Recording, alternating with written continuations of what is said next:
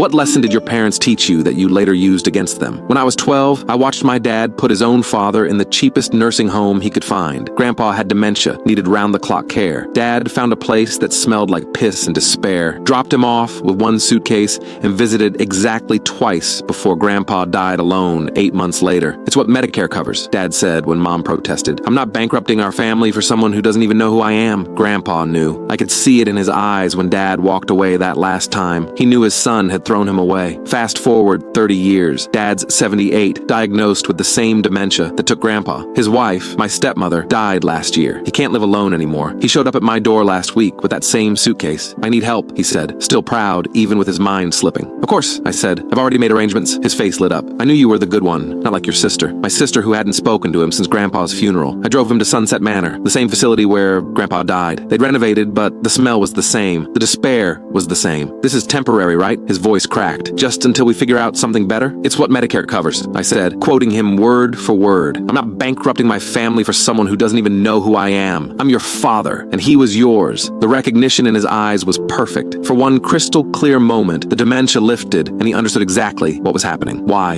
it was happening. I was young, he whispered. I had 3 kids. I couldn't afford. You had a boat. You had a lake house. You had choices. Please, I'll visit twice, I said. Same as you. The staff tried to intervene. They could see this was personal. I showed them his insurance, the paperwork, everything legal and tidy, just like he'd done. Your son seems upset, a nurse said gently. He'll adjust, I said. Another quote. They always do. I made it to my car before I started shaking. Sat there for an hour, wrestling with myself. Everything in me screamed to go back, get him, take him home. Then I remembered Grandpa's face, the confusion, the fear, the way he'd called for his son until his voice gave out. I drove home. I'm going to visit next month, once more after that. Then I'll let him die alone, wondering why his son threw him away. Just like Grandpa did. He wrote the rule book. I'm just following it. The only difference? I'm honest about it being revenge. He called it being practical. Same result, different label. I hope Grandpa's watching.